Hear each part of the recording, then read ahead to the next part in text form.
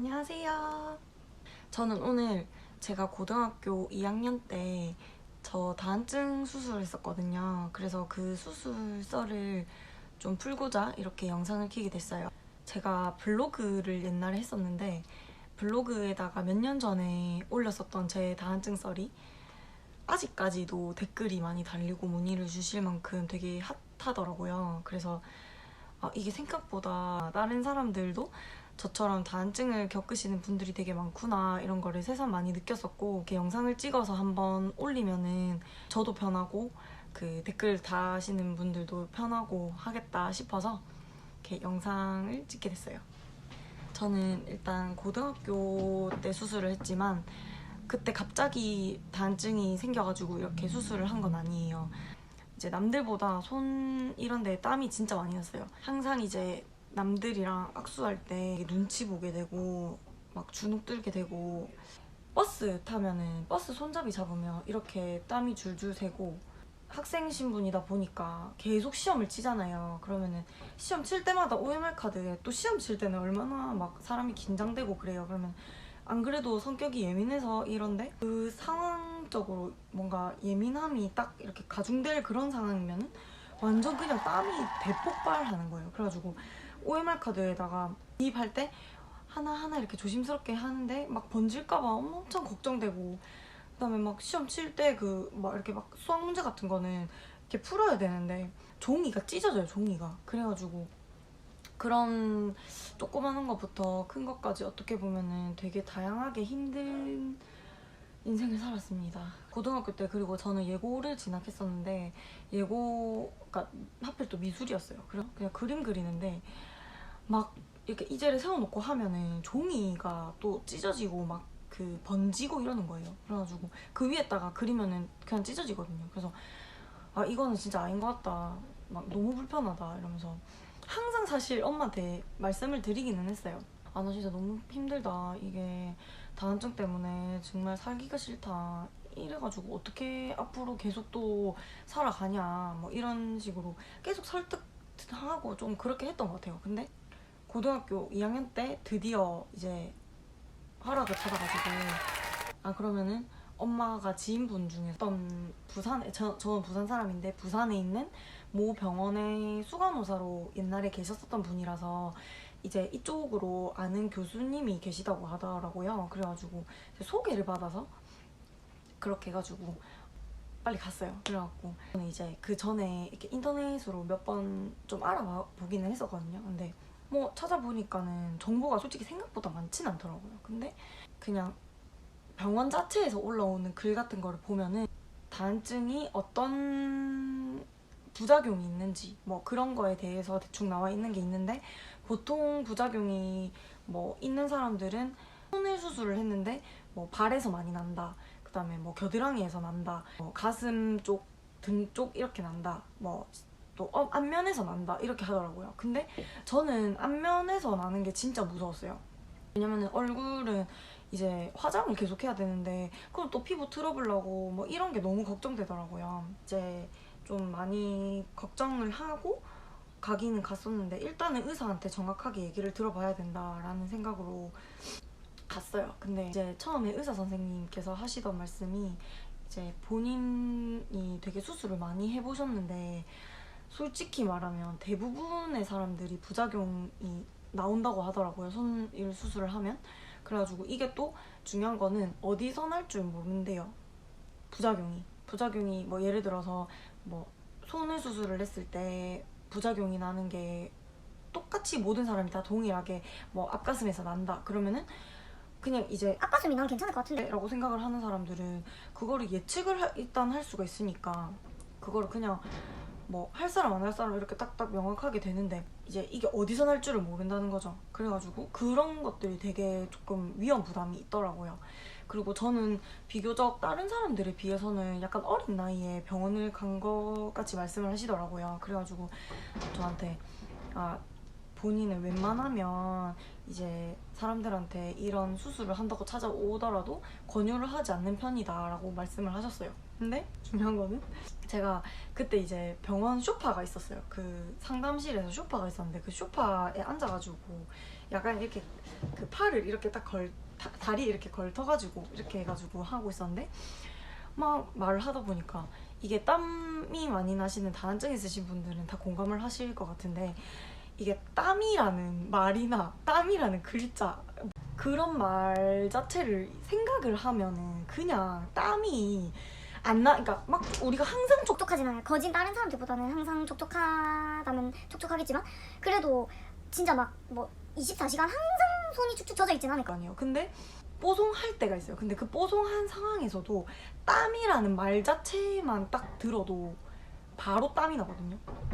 모르겠어요. 저는 그랬어요. 그래가지고 주변 사람들이 되게 신기하고 막 그랬었는데 아무튼 그 정도로 이게 땀이라는 말 자체만 들어도 그랬었는데 심지어 그 분야의 전문가시잖아요. 제가 지금 얘기하고 있는 분이. 그러니까 제 땀에 대해서 계속 얘기하는데 또 전문가예요. 그러니까 얼마나 막 긴장되고 또 땀이 폭발하겠어요. 그래가지고 진짜 땀이 미친 듯이 나는 거예요. 근데 솔직히 시험 칠 때 정도로 났던 것 같아요. 그래가지고 저는 시험 칠 때도 항상 그런 정도였는데 그 의사 선생님이 처음에는 막 그렇게 근데 안 했으면 좋겠다. 아직 어리고 나중에 또 체질이 어떻게 바뀔지 모르고 막 이러면서 저한테 약간 설득을 하시다가 마지막에 제가 손을 이렇게 걸쳤다고 했잖아요. 그 손 밑에 바닥이 있었을 거예요. 근데 그 바닥에 땀이 이제 고여 있었던 거예요. 웅덩이가. 그래가지고 그 의사 선생님께서 그거를 보시더니 근데 이거 뭐냐면서 막 그러시는 거예요. 그래가지고 이거 제 땀인데요? 이러니까 이거 지금 네 땀이라고? 이러는 거예요. 그래서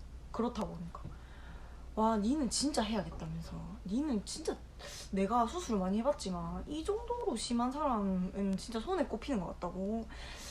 제 어머니 근데 이 친구는 조금 다한증 사례 중에서도 조금 심한 편이니까 수술을 하는 게 나을 것 같다. 이 정도면 일상생활에서 불편함을 진짜 많이 느낄 것 같다. 이렇게 말씀을 하시더라고요. 그래서 약간 또 한 번 느꼈죠. 와 내가 진짜 힘들게 살았군. 땀 때문에. 뭐 다른 사람들도 이런 사람들이 있긴 있겠지만 이제 저는 네 의사 그 전문가 분께서 인정하신 제 땀이 많이 나는 사람 중에 한 명이었다는 거. 수술하기 전에 엄마랑 하루 정도를 고민을 해보겠다고 의사 선생님께 말씀을 드렸어요. 그래가지고 고민을 했는데 엄마도 그래 네가 진짜 하고 싶으면은 해라. 그래가지고 수술을 결국에는 하기로 결정을 했죠. 그래갖고 접수를 하고 저는 대학병원에서 했거든요.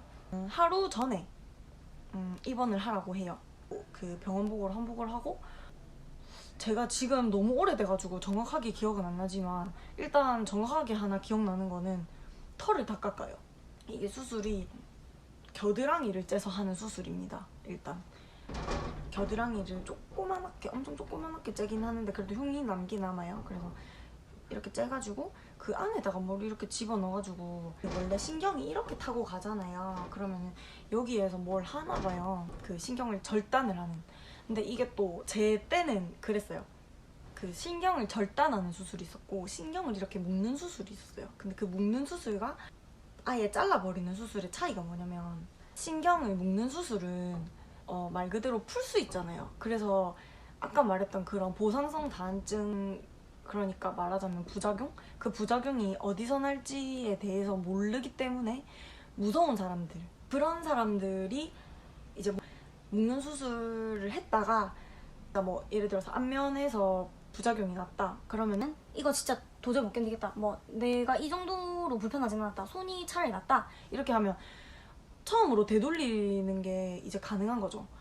처음으로 되돌리는 거는 다시 묶었던 걸 푸는 거예요. 그리고 저처럼 이제 절단을 하는 거는 진짜 말 그대로 절단을 하는 거기 때문에 이게 붙지 않는다는 가정을 했을 때 이제 어떻게 보면 영구적인 그런 수술인 거예요. 그래서 근데 저는 솔직히 약간 조금 그런 거에 되게 겁이 없는 편이에요. 왜 그런지 모르겠는데 조금 겁이 없어가지고 그냥 뭘 또 묶어 이러면서 그냥 아예 째버리자 이래갖고 절단하는 수술로 하기로 했거든요. 그리고 묶는 수술은 정확하게 기억은 안 나는데 재발할 가능성이 있었던 것 같아요. 그래서 그 차이였던 것 같아요. 그래서 제가 아마도 자르는 수술을 한다고 그렇게 얘기를 했던 것 같아요. 그래서 자르는 수술을 하기로 해가지고 이제 입원을 해가지고 하는데 이제 겨드랑이를 짠다 했잖아요. 그래서 겨드랑이를 밀어요. 그러니까 그 털이 있는 사람도 있고 없는 사람도 있겠지만 있는 사람들을 일단 다 밀고 수술을 준비를 하고 전날 밤 12시인가? 11시인가? 그때부터 저가 아침에 수술이었거든요. 거의 막 한 10시인가? 그때쯤에 제가 수술을 했었던 것 같아요. 그래가지고 그 전날 밤부터 이제 금식을 하기 시작했는데 너무 배가 고팠어요. 뭐 먹은 게 없었단 말이에요. 아, 배가 너무 고픈데 잠이 너무 안 오는 거예요. 막 산책 좀 하고 막 그러다가 이제 잠이 들었죠. 그래갖고 근데 막 전날에 늦게 자고 이러니까 너무 피곤한 거야. 근데 조금 웃겼던 게 그 이렇게 움직이는 베드 있잖아요. 그 움직이는 베드가 이렇게 굳이 수술실 바로 앞에 있는데 거기에 누우래요. 내가 뚜벅뚜벅 걸어가가지고 거기에 수술 베드에 이렇게 딱 누워가지고 수술실로 이렇게 끌고 들어가요. 그 간호사분들이. 그래가지고 하는데 와, 수술실이 생각보다 겁나 넓은 거예요. 그래가지고 그때부터 좀 무서운 거예요. 원래는 겁대가리 상실해가지고 막 그냥 하면 되지 뭐 이러면서 그냥 그랬는데 이게 어차피 왜냐면 전 전신마취를 그때 처음 해봤었는데 전신마취는 그거잖아요. 그냥 내가 자고 있으면은 그냥 딱 눈 뜨면은 다 됐네 약간 이런 거잖아요. 그래가지고 진짜 긴장감이 없었는데 와, 막상 이제 안에 그 아무것도 안 입은 상태로 수술복을 입잖아요. 그럼 수술복이 되게 뭔가 이렇게 펑퍼짐한 조금 그런 거잖아요. 그리고 재질도 살짝 좀 빳빳하고 약간 이러니까 몸에 대면 되게 춥고 이런데 그때 겨울이었으니까 겁나 추운데 막 수술실은 넓지 막 분위기는 처음 보는 분위기지 막 너무 무서운 거예요. 그래가지고 무서우니까 막 더 추운 것 같고 막 그래갖고 막 약간 긴장해가지고 막 이렇게 있었는데 뭐 이상한 그 산소 호흡기 같은 거 있잖아요. 그걸로 이렇게 하는데 와, 이제 시작한다 이러면서 막 이렇게 덜덜덜 떨고 있었어요. 근데 간호사분이 뭐 자기 따라서 호흡을 하래요. 뭐 이거 하다가 뭐 하나 보다 이랬는데 그냥 그대로 기절. 이렇게 하고 바로 딱 기절. 그리고 계속 누가 저를 막 흔들어 깨우는 거예요. 그래가지고 뭐고 이러면서 하는데 머리가 진짜 아파요. 머리가 막 깨질 듯이 아프고. 근데 이거는 솔직히 사람 바이 사람인 것 같아요. 저는 원래부터 약간 마취하고 이러면은 머리가 바로 아프더라고요. 막 겨드랑이도 겨드랑인데 그때 당시에 그 했었던 그 마취기가 너무 머리가 아파가지고 그게 진짜 괴로운 거예요.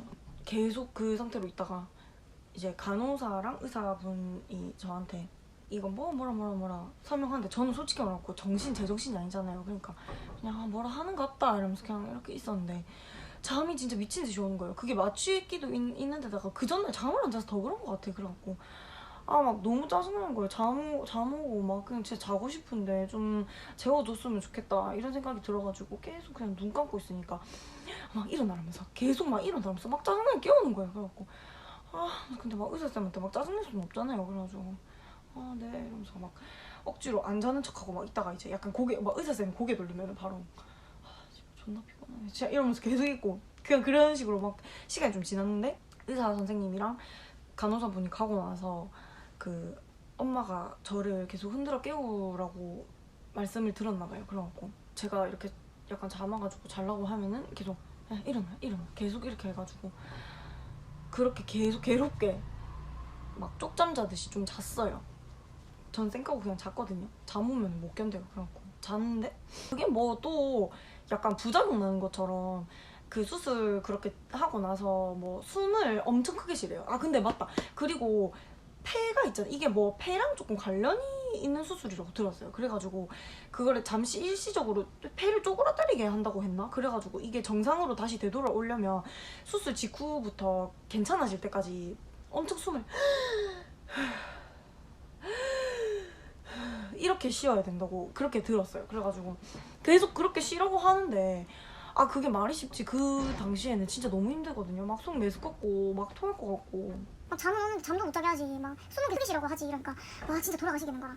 저는 아픈 거는 조금 잘 견디는 편인데 이게 진짜 사람이 할 짓이 못 되는 거예요. 그래서 머리를 막 붙잡고 막 이렇게 있었어요. 그때까지만 해도 그 겨드랑이 이렇게 찢은 부위에서의 통증은 정말 못 느꼈었거든요. 그렇게 있다가 계속 그냥 누가 제발 내 머리 좀 어떻게 좀 해줬으면 좋겠다 이 생각으로 계속 몰래 이렇게 사람들 몰래 이렇게 자고 막 그랬었는데 몇 시간 지나가지고 한 저녁 때쯤 되니까 그래도 살만할 정도로는 폐가 이제 괜찮아진 거예요. 그전에는 숨쉬기가 진짜 힘들었거든요. 나중에 저녁은 뭐 먹었었나? 저녁을 죽을 먹었던 것 같아요. 이제 회복될 때까지는 약을 계속 먹으라고 해가지고 약도 막 챙겨 먹고 이틀 뒤인가가 아마 퇴원이었던 것 같아요. 그래서 그때까지 이제 계속 병원 생활을 했죠. 정말 괴로웠어요. 그 한 날 저녁에 그때가 진짜 진짜 죽을 뻔했어요. 사람이 다 간사하니까 막상 하고 괜찮아지면 또 언제 그랬냐는 듯이 까먹지만 그때 당시에는 솔직히 무슨 생각까지 했냐면 이거 진짜 내가 왜 한다고 했지? 내가 무슨 부귀영화를 누리겠다고. 사실 부귀영화 맞아요. 근데 무슨 부귀영화를 누리겠다고 그때 당시에는 이거 한다고 했지? 막 이러면서 진짜 막 짜증이 너무 나는 거예요. 그 정도로 제가 약간 체질적으로라고 해야 되나? 토를 잘 못해요. 그러니까 속이 메스껍고 머리가 아프고 울렁거리면 그냥 토를 해버리면 낫잖아요. 근데 저는 그냥 살면서 토를 해본 적이 거의 없단 말이에요. 계속 돌아다니다가 안 되겠다 싶어가지고 이거를 억지로라도 개원해보자. 근데 중요한 건 먹은 게 없잖아요. 먹은 게 토를 하고 싶어도 먹은 게 있어야 토를 하는데 근데 계속 토할 것 같은 느낌인 거야. 그래가지고 그 느낌이 너무 싫어가지고 그냥 어떻게라도 토를 할 수 있게 해보자 이래가지고 계속 등 두드려주고 하니까 나오는 거예요. 그래갖고 토를 막 했어요. 막 하고 진짜 근데 먹은 게 없어서 계속 물만 계속 개워내는 이런 상황이었는데 그래도 하고 나니까 조금 낫더라고요. 이게 진짜 사람 사는 게 아니다 이러면서 이제 좀 나아지겠지 했는데 어지러움증은 그 다음 날이 퇴원인가 그랬거든요. 그런데 그때까지도 계속 어지럽고 그러다가 결국에는 퇴원을 했습니다. 3일째 날에 했던 것 같아요. 했는데 갑자기 퇴원하기 직전에 의사쌤이 그때 내 경과를 처음 본 거지. 그래가지고 갑자기 간호사분이 오셨는데 물어보셨어요. 뭐 불편한 거 없냐고. 근데 머리가 너무 아프다고.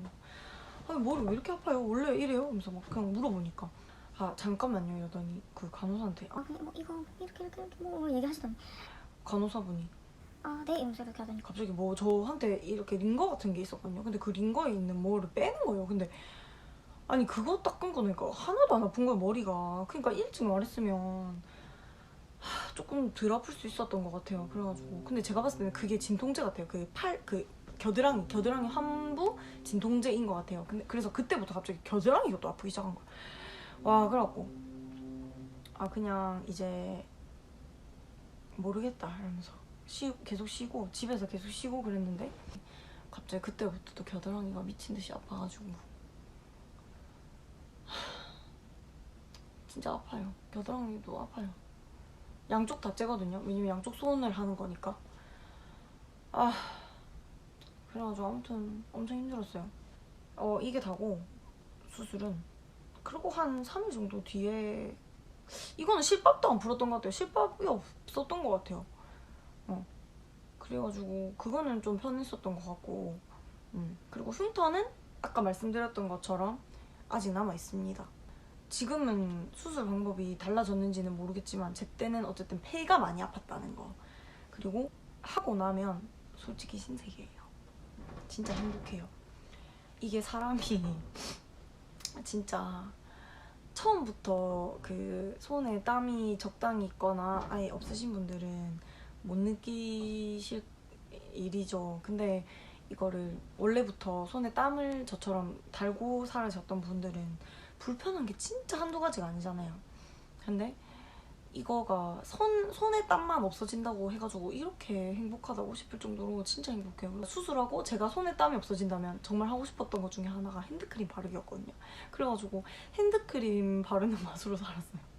좀 웃긴데 그래서 지금까지도 핸드크림 되게 열심히 바르고 그전에는 사실 핸드크림을 바르면 이렇게 그냥 진짜 손등에만 바르거든요. 이렇게 그 다한증 있는 사람들은 여기 손바닥에 바르는 거 상상도 못해요. 왜냐면 여기 바르는 순간 바로 나거든요 땀이. 근데 이쪽에다가 이제 바르는 것도 조심해서 발라야 되는 게 조금이라도 이렇게 경계를 넘어가면 바로 땀이 나고 그리고 또 어떨 때는 진짜 그냥 여기 바르는 것만으로도 갑자기 땀이 막 미친 듯이 폭발할 때가 있기 때문에 이게 촉촉한 손이 아니라 그냥 축축한 손이란 말이야 항상.